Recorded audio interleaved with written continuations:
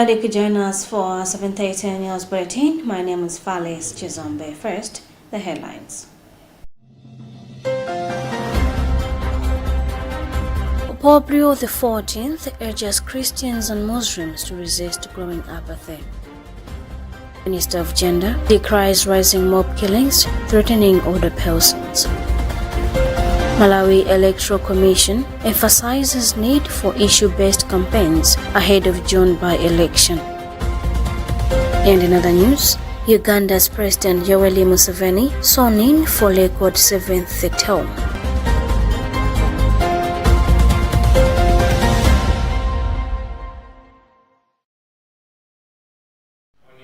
We have more stories coming up, but stay with us.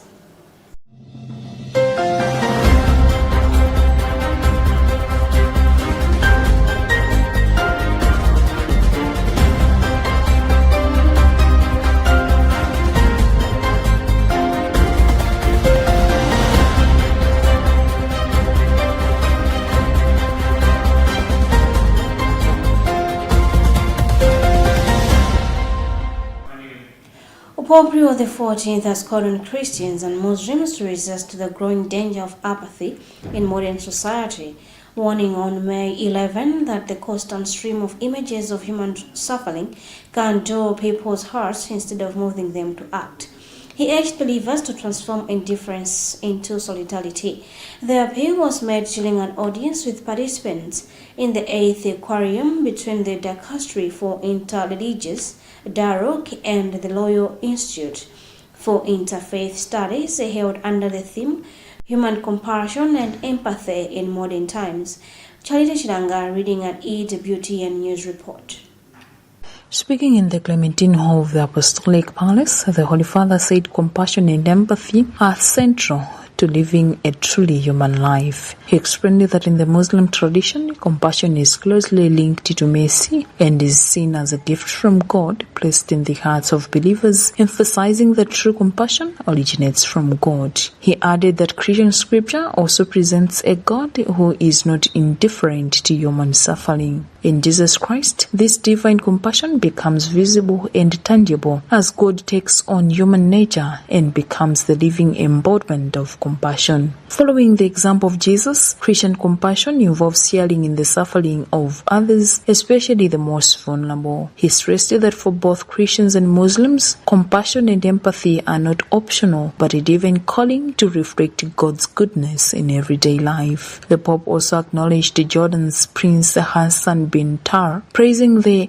Hashemite Kingdom of Jordan for its efforts in hosting refugees and supporting those in need under difficult circumstances. He warned that compassion and empathy are at risk of fading in today's technologically advanced world. While technology has made people more connected, it can also lead to indifference as constant exposure to images and videos of suffering reduces emotional response. In response to this challenge, the Holy Father called on Christians and Muslims to work together to revive humanity where it has grown cold, to give a voice to those who suffer, and to turn indifference into solidarity. He concluded that compassion and empathy remain powerful tools capable of restoring the dignity of others.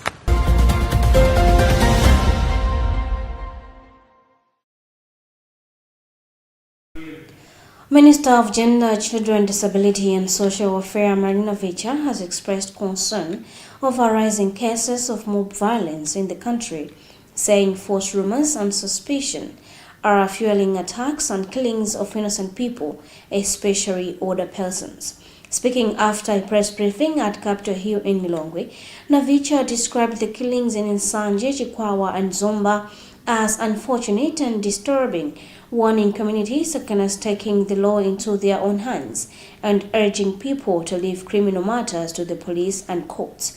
Costas Kantameni has filed this report. In her remarks, Navicha said government is working closely with the Ministries of Homeland Security, Justice, and local government to strengthen protection of vulnerable people through coordinated efforts involving police officers, social welfare officers, chiefs, councillors, and members of parliament. She also said the ministry is engaging chiefs and district councils to develop community bylaws aimed at protecting citizens and reducing violence, adding that collaboration among stakeholders remain key in addressing the growing cases of mob justice and violence against women. With the Minister of Local Government, ensuring that we sit down with the chiefs and all community leaders to come up with bylaws that protects people. We should work hand in hand together with our social welfare officers, the police, the chiefs, councillors, and members of parliament, because the responsibility for protection people belongs to all of us, not an individual. So coordination can indeed make people to understand easily these issues. But we should stop, and we are condemning seriously the killing of people in the country. We should not take the law in our hands. Let's leave everything in the hands of police and our courts.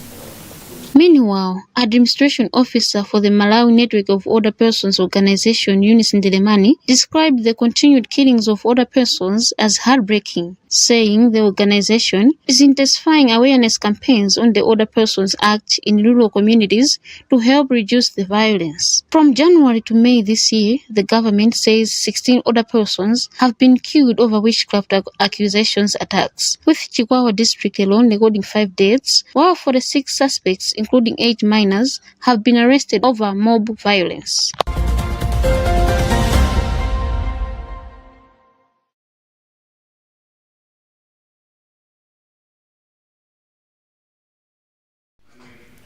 Malawi Electoral Commission Chairperson Justice Annabel Ntalimanja has urged voters and aspiring candidates in the upcoming June 30th by-election to maintain peace and avoid violence, emphasizing the need for issue-based campaigns and unity throughout the electoral process. Justice Ntalimanja made the remarks when she inspected the commencement of the voter registration exercise at Lilongwe City Bwaila constituency on Tuesday. We have more in this report filed by Gift Kalonga. In her remarks, Ntalimanja urged political parties, candidates, and supporters to maintain peace during the by-election period, saying campaigns should focus on issues affecting people rather than hate speech, violence, and intimidation. She said all political players must conduct themselves responsibly and promote unity throughout the electoral process, emphasizing that Malawi cannot afford divisive politics during campaign activities. But we don't want to see in hate speech or a campaign that is based on anything else other than issues that are pertinent to the areas that they are campaigning for. And our message continues to be, let's maintain peace and calm, and let's conduct ourselves in a manner that is not going to denigrate into violence or intimidation and things like those, but also to remember that at the end of the day, we only have one Malawi. We cannot afford to be divisive in our campaign messaging. The voter registration exercise, running from 12 to 18 May, is targeting people who missed the 2025 registration exercise, including those who have turned 18 or will reach voting age by 30th June. The Malawi Electoral Commission is scheduled to hold by-elections in Lilongwe City Bwaila constituency, Machinga Mikoko constituency, Baraka Mulunguzi constituency, Uliwa ward Kalonga South constituency, and Kanjuli ward Machinga Central East constituency. For Luntha News in Lilongwe, this is Gift Kalonga. Malawi Healthy Equity Network Executive Director George Yobe has called for increased investment in nurses, describing them as the backbone of Malawi's healthy care system, despite the many challenges they continue to face in their line of duty. Jobe made the remarks as Malawi joined the rest of the world in commemorating International Nurses Day, celebrated on May 12 under the theme Our Nurses, Our Future, Impart Nurses, Save Lives. We have more in this report fired by Judith Organ. In his remarks, Jobe said nurses play a crucial role in saving lives, promoting health and supporting patients across the country, but continue to work under difficult conditions including staff shortages, overwhelming workloads, inadequate medical supplies, and limited opportunities for career advancement. He warned that the challenges not only affect the well-being of nurses but also compromise the quality and accessibility of healthcare services in the country. As Mehen, we believe that investing in nurses is investing in the future of Malawi's healthcare. Empowered, motivated, protected, and adequately supported nurses are essential for achieving universal health coverage, UHC, reducing preventable deaths, and also strengthening health systems resilience in the country.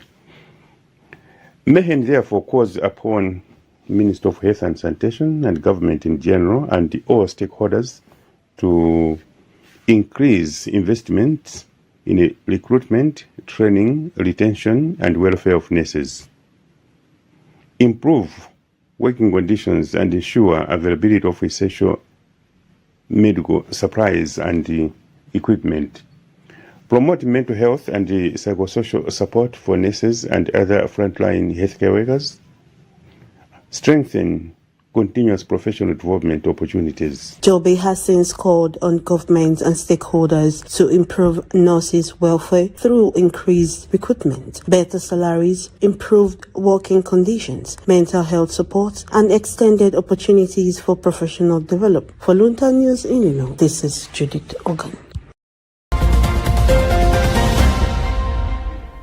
You are still watching news on Luntha Television with me, Fales Chizombe. Before we proceed, another look at the headlines.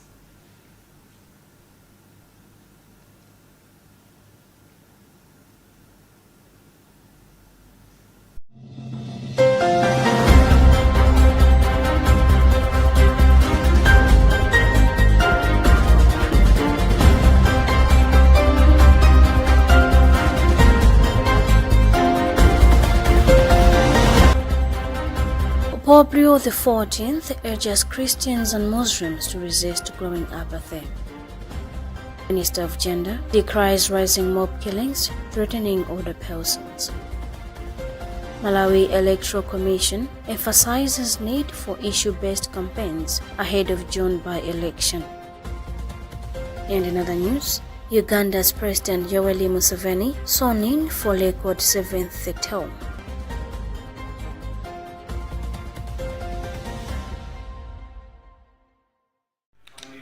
Moving forward, restaurant business operators near Simama Hotel in Lilongwe are stranded after Lilongwe City Council, with the assistance of Malawi Police Service, demolished their shops on Monday evening. Speaking to Luntha Television, one of the affected business operators, Sylvia Saka, described the demolition exercise as shocking, saying the council carried out the operation without prior notice. Emmanuel Chocha has filed this report. In an interview, Sylvia Saka said traders were surprised to see a heavy presence of police officers and city council officials around 10 p.m. ordering them to vacate the area. She added that the demolition has greatly affected their livelihoods and left many families uncertain about their source of income. Myself, I take care of myself and my sisters and my niece, and I pay house I myself because of that business. That business helped me more things. It's like anything, I don't do anything. Concurring with the sentiments, Happiness Saka said the businesses were their only means of survival in Lilongwe and described the incident as heartbreaking. As a young lady, I'm so heartbroken to see this happening, and in the evening, maybe they can come on early in the morning to give us warning that you have to leave this place, then you go search for another place. but they didn't. So we don't know what to do as of now. Efforts to get a comment from Lilongwe City Council proved futile as officials did not answer phone calls. Lilongwe, Malawi's capital city, has a growing population which has contributed to the expansion of small-scale businesses, especially around the busy areas such as Simama Hotel. For Luntha News in Lilongwe, this is Emmanuel Chiwocha. The Malawi Environmental Protection Authority says as part of ongoing efforts to protect the environment and safeguard public health, it has engaged Precon Limited to strengthen its waste management system following concern over pollution linked to the company's manufacturing operations. The move follows investigations by MEPA, which established that waste emissions from the company were allegedly affecting surrounding communities and posing serious risks to both the environment and the public health. MEPA subsequently ordered the company to suspend operations to allow for improvements to its waste management system, while also ensuring that affected individuals are compensated. Alison Banda has further this report. Speaking in an interview with Luntha Television, MEPA spokesperson Obrechira said 58 people were exposed to polluted air, with hospital officials confirming that some of the affected individuals developed skin-related diseases believed to be linked to the contamination. According to Jirwa, the pollution incident raised concerns among residents living near the company's operations, with reports indicating that several community members experienced health implications associated with the exposure to the contaminated air. There is a spillage coming from the evaporation ponds of Venus going into people's houses and also farmlands. So the company, the authority, in other words, swiftly actually assessed the damage, and thereafter they actually issued the closure order on 26 January 2026. Commenting on the matter, Presken Limited official Samson Mpande said the company has addressed the challenges that led to the incident. He explained that the company has implemented collective measures aimed at strengthening waste management and operational systems to prevent similar occurrences in the future. MIPA has been very helpful to this organization ever since the closure order was issued by them. They have been very supportive in the sense that they gave us some actions. They actually gave us 7 actions that were supposed to be done and closed. So I'm happy to report that with their support, we have actually closed 6 out of the 7 actions that they gave us. The development highlights the growing importance of environmental compliances and corporate responsibility in promoting communities from industrial pollution. Both MEPA and Presken Limited, they remain committed to working together to ensure safe operations and prevent future environmental and public health risks.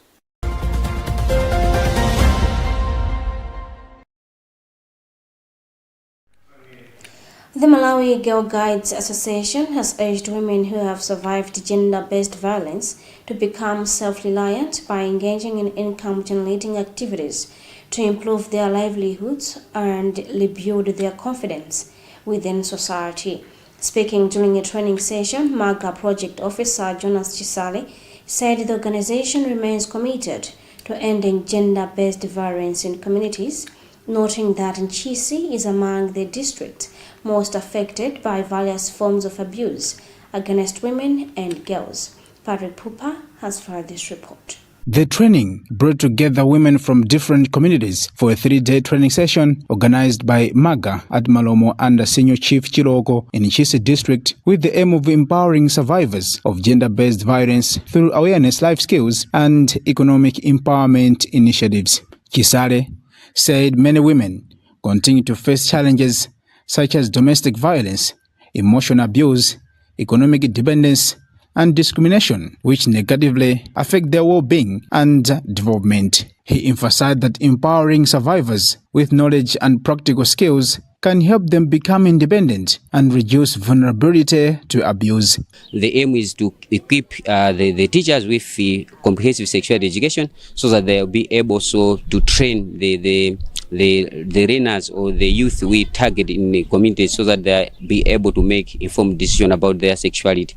For your own information, for the past month, we have been receiving reports that there are still more cases of school dropouts and also teenage pregnancies. So to address those issues, we need to empower the girls and young people themselves so that they'll be able to make informed decisions about their sexuality. In his remarks, Community Development Assistant Mr. Alfred Mtapaonga commended MAGA for organizing the training, describing it as timely and important in addressing the increasing cases of gender-based violence in the district. Mtapaonga said many survivors often remain silent due to fear, stigma, and lack of economic support, a situation that continues to worsen the problem in many communities. Still on, as far as gender-based violence is concerned, we're still trying to address the problem. At the same time, we're still building the capacity of those that we have already helped them so that they can be empowered economically. Malawi Girl Guides Association MAGA are implementing these initiatives through financial support from NCA and DCA. For Luntha News in Chisi District, this is Patrick Pupa.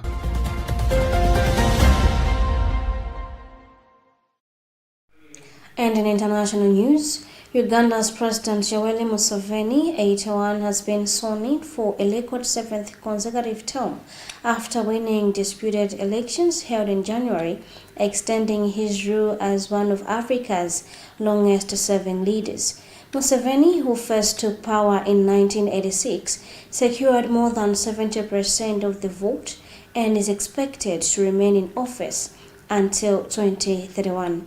We have a BBC Africa News report read by Charity Chilan. Heavy security, including armored tanks, was deployed across Kampala ahead of the inauguration, which took place at Kalolo Independence Grounds. Authorities said the measures were aimed at maintaining public order. In his address, Museveni urged citizens to focus on wealth creation, job growth, and building on decades of stability and infrastructure development. His main challenger, Bob Wine, whose real name is Robert Kyagulanyi, rejected the results, alleging widespread irregularities including ballot stuffing. Electoral officials denied the claims. Wine later fled the country, citing fears for his safety and accusing the government of targeting him. Museveni remains among a small group of African leaders who have held power for over 4 decades, alongside figures such as Denis Sassou Nguesso, Todolo Obiang Nguema Mbasongo, and Paul Biya. Uganda's population is one of the youngest globally, meaning citizens have known no other president. Regional leaders attended the ceremony, including Samia Suluhu Hassan, Felix Tshisekedi, Salva Kiir, and Hassan Sheikh Mohamud. Despite the official results, tensions persist. Rights groups have raised concerns over a post-election crackdown, with Amnesty International reporting that at least 16 people were likely killed by security forces in mid-January. Another opposition figure, Kiza Besigye, remains in detention facing weapons-related charges, which he denies. Analysts suggest this term could be Museveni's last, although he has not indicated plans to step down. Attention has increasingly turned to his son General Muhoozi Kainerugaba, who is widely seen as a potential successor but has drawn criticism for controversial statements on social media targeting opposition figures.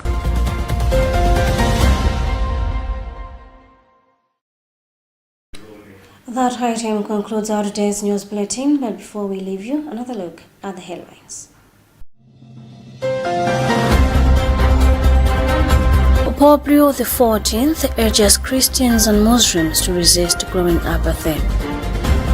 Minister of Gender decries rising mob killings threatening older persons. Malawi Electoral Commission emphasizes need for issue-based campaigns ahead of June by-election. And in other news, Uganda's President Yoweri Museveni sworn in for record 7th term.